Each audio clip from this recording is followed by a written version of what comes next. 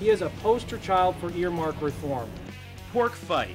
George Phillips, the Republican challenger to Southern Tier Congressman Maurice Hinchey, slammed the 17-year incumbent this week for his use of pork barrel spending.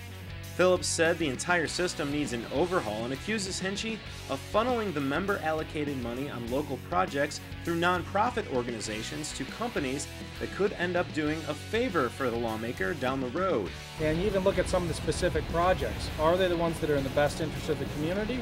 Or are they payoffs to cronies and business partners and donors of that particular congressman? Hinchey's campaign has so far not commented on Phillips' accusations. Phillips unsuccessfully challenged Hinchey in 2008, and this time around is slowly closing the fundraising gap, but still has to overcome an overwhelming Democratic enrollment advantage.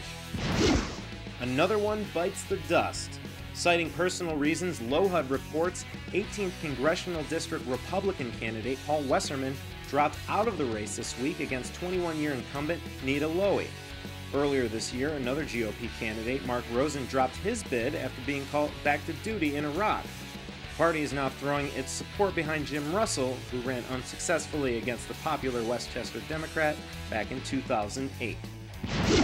This really is a year of anti-incumbent fever, and I have to tell you that as a voter, I feel the same way. Backlash. Some candidates running for local races across the state are feeling the effects of the dysfunction in Albany. Candidates for sheriff in Jefferson County have been having a little bit of trouble with their petition drive to get on the ballot this year. No, not really. No? With many voters drawing ties from their local government to the state capitol.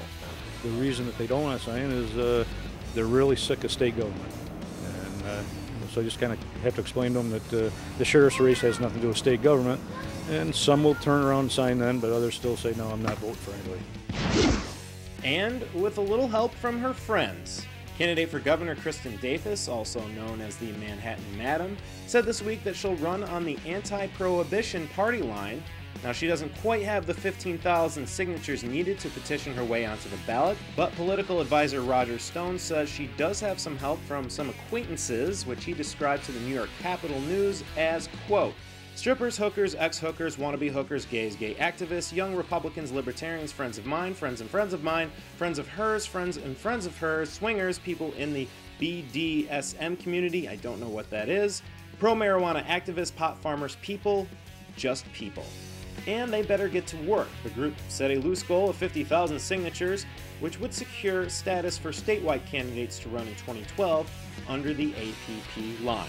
And that's this week's Trail Mix. Mike Whittemore, Capital Tonight.